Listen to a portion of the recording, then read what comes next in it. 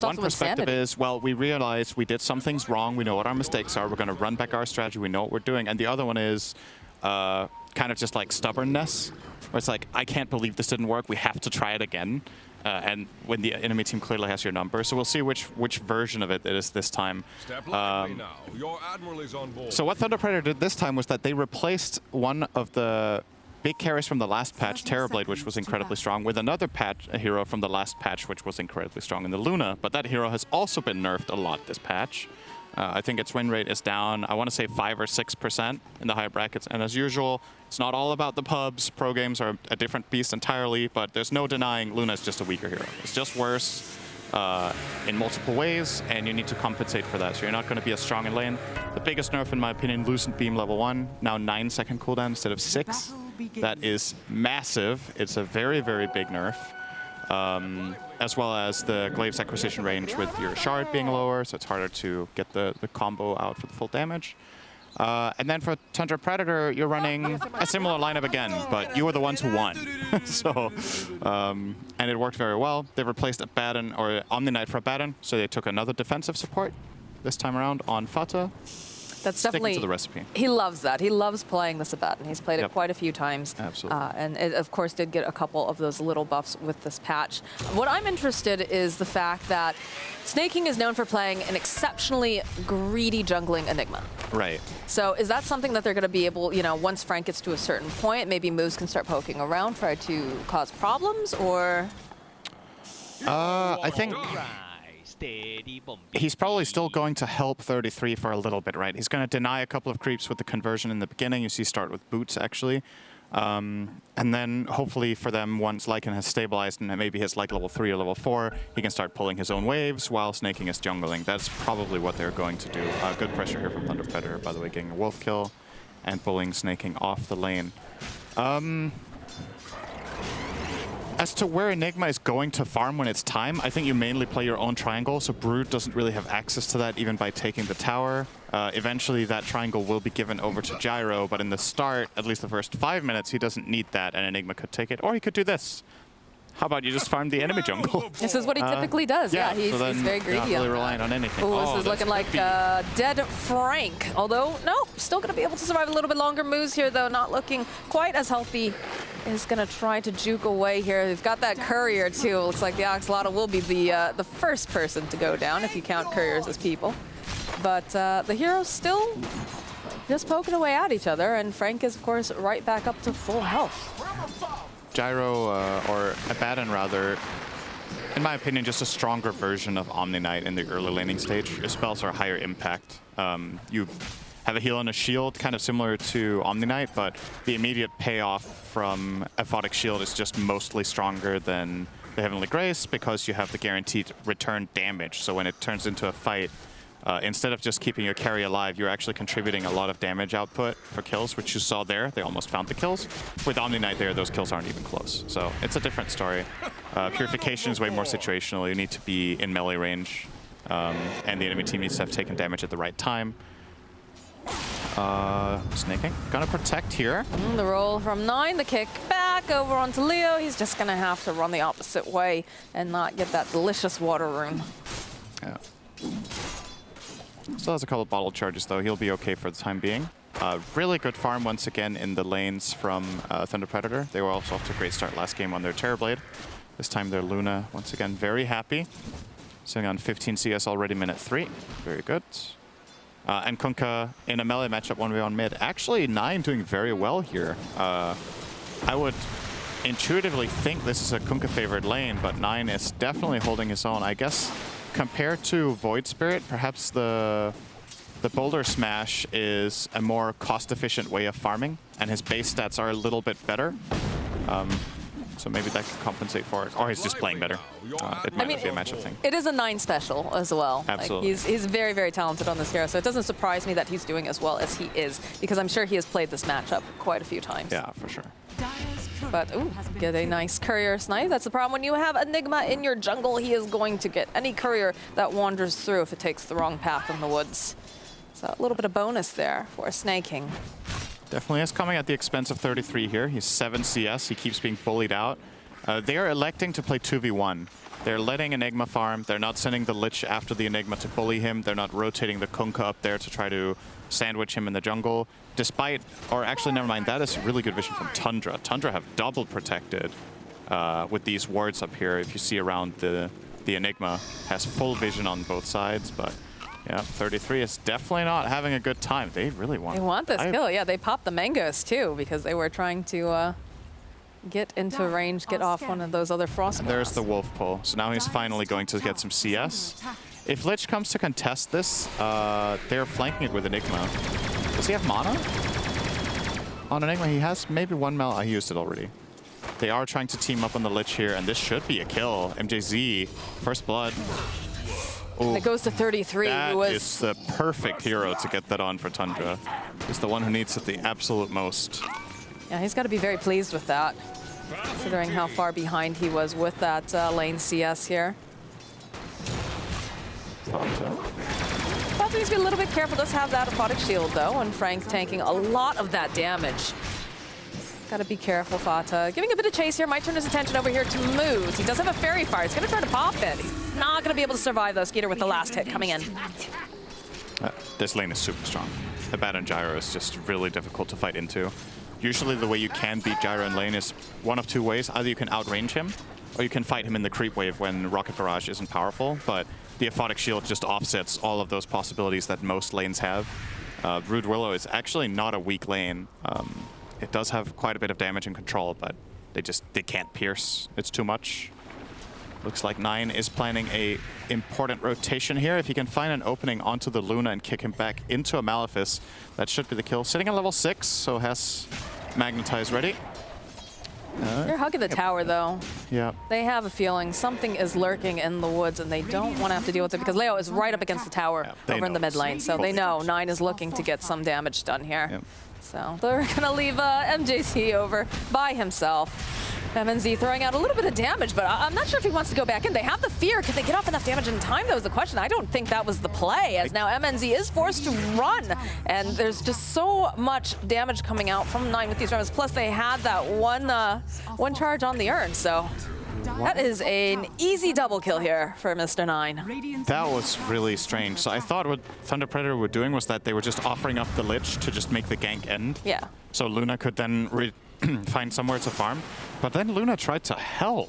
And yeah, that play did not exist. There needs to be a Kunkka rotation for this to not be nonsensical, and that just sucks for them. They ended up losing their Luna as well, and 9's just like, great, I got 2 kills. That's what he came for, and he didn't think he was going to get it after all that time, but then they offered it up. Says thank you very much. Who's just playing around with the survivability of a Dark Willow for sure. Yeah, I'm a little surprised. I would have thought perhaps that you'd want to rotate the Kunkka because he's not exactly the best hero for trying to take buildings. Right. And Style stayed in that mid lane, pressuring it, but he could have potentially gotten more by teleporting up. I think so too, especially because his siege creep was already dead, right? That's when the rotation came out from 9, was after the siege creep at 9 mid, so there's no risk. Yeah, he's super dead here. Very dead. Can't even get the denial off, unfortunately. I should mention, by the way, that the panel was having a lot of fun talking about talents that don't exist. The new one Earth Spirit does have is... Oh, that is the first black hole, and that is going to be a very dead Luna. Another double kill here for 9. He is just on fire with this Earth Spirit. So Earth Spirit lost this flat damage talent and got 2-second magnetized duration instead. It's debatable how good this talent is because you can refresh magnetize anyway, as long as you have stones. And in this patch, the stone... what's it called, recharge time got lowered from 25 to 20 seconds.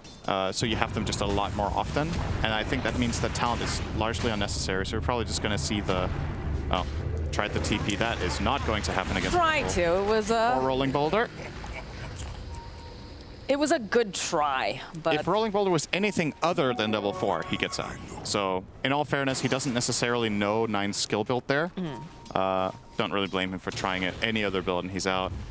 But yeah, we're more than likely in this patch, even though it looks juicy, the 2-second magnetize talent, I think most of the time you will still be seeing Earth Spirits take the roll distance to set up kills that are otherwise impossible. MJZ is super dead again. Again, yes, he's just trying to get this vision, trying to de-ward, trying to do anything that he can here as a Lich. But is just very slowly getting ticked down. and will fall to the urn charge yet again. Are lost in this game. There Yeah. is nothing going their way. Now Luna is going to get bullied out of top by Lycan. The golem almost hitting the rock. Managed to cancel it. That was very close. Says sorry to himself. Nobody else was there. He's got to forgive himself for that mistake too, you know, that's very important. Yeah. These aphotic shields have been coming in clutch too. He With should the have little said high sorry, five. and then relax, you're doing fine immediately after. There you go. Good. All right, so just like BSJ was talking about in the post-game of the first game, Brood will eventually force Gyro out of bottom, and that is what happened just then. Look at that boulder. It's so close. One more second. Millisecond would have done it. That is frames. We're talking frames here. Yeah, look at this. What? That is less than a tenth of a second from That is luck. That is luck. Or misluck if you are, you know, 33. So Frank does get the tower. This is honestly the only positive in the game so far for Thunder Predator. It's hard to find upsides when you're down 8-0. You've lost your safe lane tower. You've been kind of lost all lanes. But they have managed to at least open the map bottom. It would be way worse if this wasn't the case, because now they get possibilities of moving their heroes around. I think in this game, you probably have to either... Oh, hang on. They're trying everything to get this kill on 9. Are they going to even be able to do it? He's going to try to roll away, and yeah, he just sidesteps right off here. Leostyle cleaning up on the Eidolons. The roll forward from 9. He's got the Cursed Crown on him, which will allow Leo to survive, but it's just night and day, this game. Just looking, you have a team that knows exactly what they want to do with Tundra. You can tell they feel very, very comfortable. And again, they have a lot of comfort picks coming out, right? They Baden for Fata. You've got the Gyrocopter for Skeeter. You've got Snay on his Enigma. And you got 9, you know, like, this is... Everyone's on something very comfortable, whereas you look over at Thunder Predator, and they feel a bit lost despite having some of these comfort picks. They don't know how to just use their draft against this team right now. That is a misroll. Thought Kunkka was going to go in for a cleave there, did 9, so went for the opportune roll. This one's also going to miss. Ooh, just running circles around here. That one is also going to miss. The kick in the wrong angle. Man, it must feel good to have this much freedom. Like you can just afford to miss. Yeah, yes. exactly. That's just how strong a position they're in. Missed again. Oh yeah, they're still chasing after MJZ. They might finally be able to take this Lich down, so they'll get that as consolation prize, but they have been diving past this tower now, trying to get Leo style, and they just have not been able to quite manage it just yet. These fighters getting chunked away here by Skeeter. They've even got the Centaur over here on the side, just gets the last hit on the tower. And I think it's worth noting that Thunder Predator chose to pick Luna into Lycan. In game 1, they picked Terrorblade, and I think that's a much better matchup. Luna's problem against Lycan is that if there's one thing Luna doesn't like, it's when heroes get up close and personal with you early on, right, and just overpower you, and where you can't use Eclipse. And Lycan does both. He's just stronger than you right now. He runs at you. You can't really offer much in the fight. I mean, you can't in general with this build. You have to farm, so at this point it doesn't really matter that much. But come 5-10 minutes down the line when Luna usually has Eclipse and wants to use that in fights, it's hard to use against this Lycan. There's just way too much stuff. All right, can they get the kill on 9 finally? They have the Eclipse. They've got a boat coming in hot as well. Leostyle just barely able to escape, but he ticks down. From the Magnetize, Fata just cheekily throwing out the high five every time that he manages to escape. He's got to be feeling very, very good so far, despite the fact that they lost 9. Yeah, that was a 2v3 and they got a kill. So honestly, again, for Tundra should be completely fine. And we need to also start thinking about the critical mass moment, right? We saw last game with Lycan with the Helm of the Overlord, what started happening. We're now 600 gold away. This time around, I think they have an even better strategy for it, because this time you have the Enigma as well that's going to contribute to the pushes with Eidolons. You have a more, I would say, a more natural engager in this moment in time. I think Earth Spirit is a better Void Spirit for this. Okay. Just because, like, it's about making this overwhelming team fight that the enemy team can't handle, right? What Void Spirit does, he's a great assassin at killing one hero and maybe doing control once he gets Ags. Earth Spirit is just great at controlling in general, just with levels. He goes in, magnetizes the enemy team, he has an AoE silence, an AoE slow, tons of chaos, stuff you need to deal with. And in the meantime, you're getting pummeled by summons. So you're gonna have a problem here for Thunder Predator if you don't start finding some good fights sometime soon. Because the writing on the wall for me is that it's just a repeat of game 1. Somehow worse. Yeah, somehow as well. worse, actually. Because, you know, you have these heroes being apart. Again, they're going to see if they can get another kill. Fodixio coming out over onto 9. Fear Spell pushing him away. Right into Frank, but they don't really seem like they want to hard commit on the Snake and getting into position here. Does have the Black Hole available if they want to try to fight this. And Predator has to be careful. And in the top lane, yeah. It's the usual story as old as time, a Lycan split pushing your towers. Thunder Predator not getting enough off of this. Is MNZ going to deny this? No. I think you want to try to leave it up, right? Because of the prime potential? Actually, yeah, of course, the outpost is important here, but at the same time, how realistic is it that you get to hold that tower for another 2 minutes? The Wolves need to get there one time, and it's gone with a creep wave. But yeah, for now, he's holding it. 33 actually got scared that there was TP rotations coming in, so he used Shapeshift and ran away, but was, as a matter of fact, safe in that instance. But not too big of a deal. He finds himself a Frenzy creep in the Ancient Thunder Hide, so similar to game 1, where that game got the Dragon. Now we have another Ancient that will allow them to take Roshan. 75 attack speed bonus, incredible skill. In many ways, Gyro actually one of the worst carries to have it on, because once you're out of flak cannon attacks, you're out of flak cannon attacks. It would be better on something like a Sven or a Luna or these kinds of carries, but an Ancient is an Ancient, and it does have ridiculous stats. I'm looking at 235 damage and 14 armor. It's tanking Roche and barely losing health, as a matter of fact, while doing it. Yeah, this creep is very strong.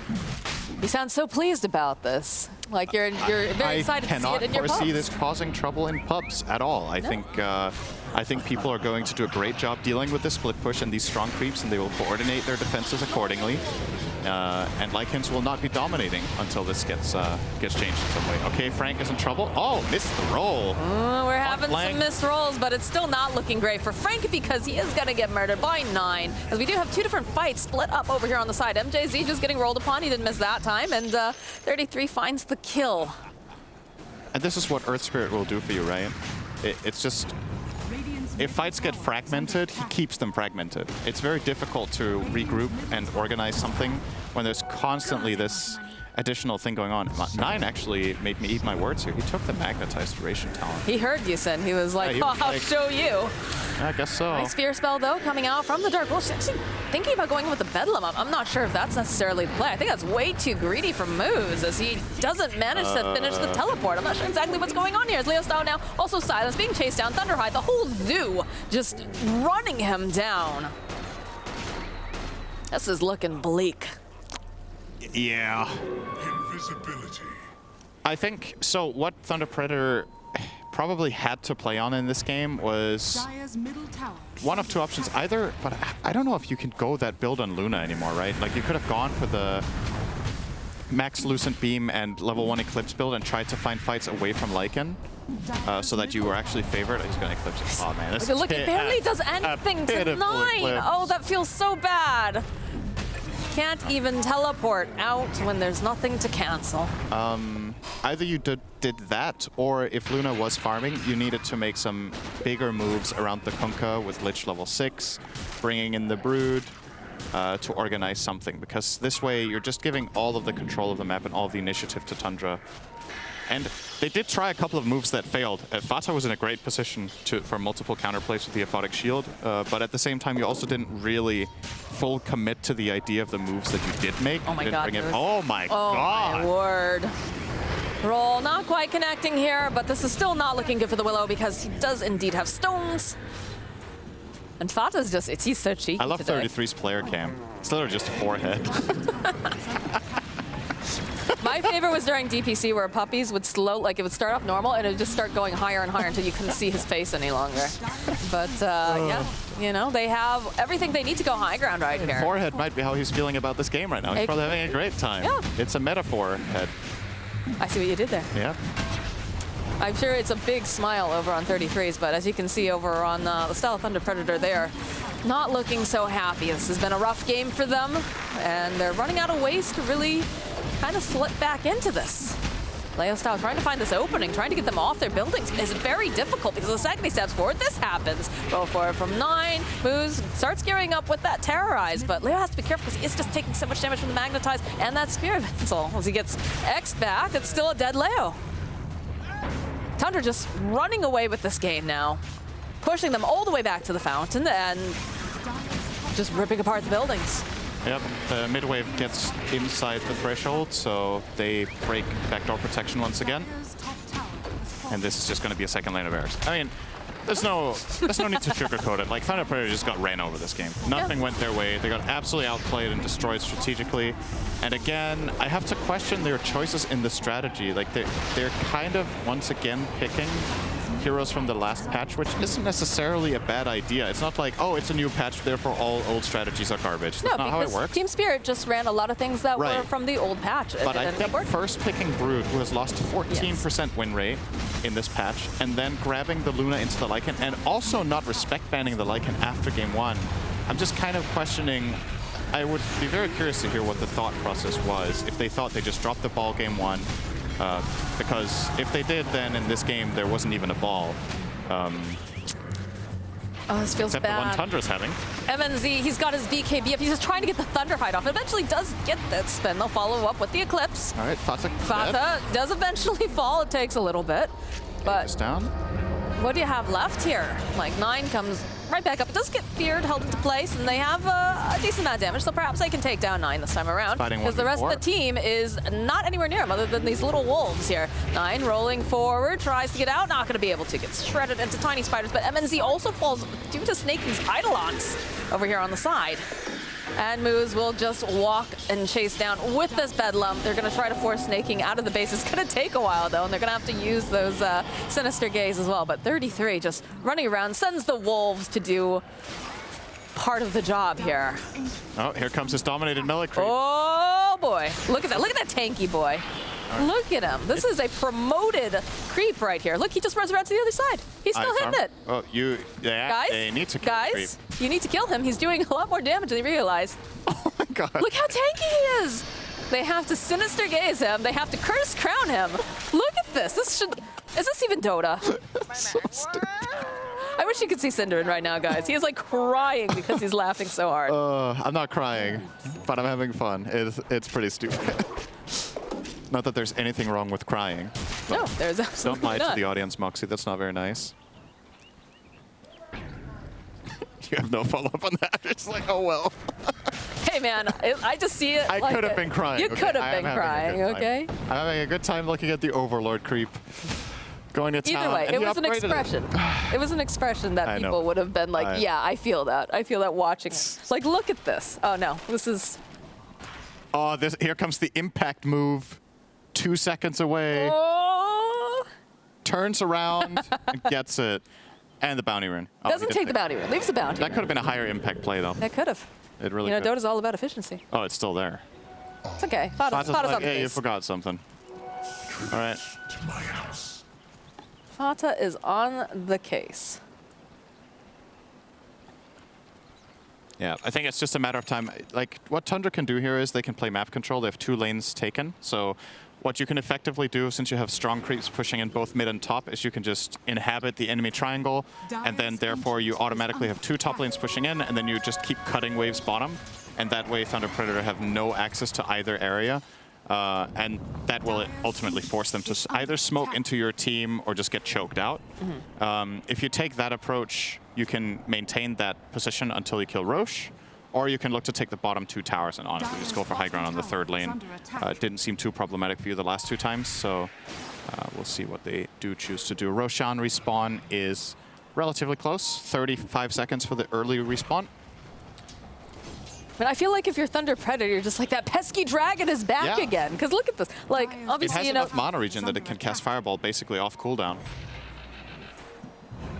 So he can do this forever. Until you solve it, it's there. Like, it's just a thorn in your side, and it's hard to kill. He's just going to park it there. All right, they're going to smoke in. They'll take a different the roll in over onto Leo immediately. Pops the BKB. 9 here is looking for this opening. He's just chasing over here on the side. It looks like they just want to go and try to hit this Ancient as MJZ is just getting ripped apart by 33 over on the back lines. Luna throwing out that Eclipse, trying everything that they can over on Thunder Predator to keep them away from this Ancient as 9 is going to get hit, but there it is. There's the Black Hole over onto 2. They'll be able to clean up. They take down Leo. MNZ barely alive, isn't going to be alive much longer because it is indeed a double kill here. And Moose is next to fall, and the Ancient very shortly after. Skitter's got this expression on his face of, oh, well, that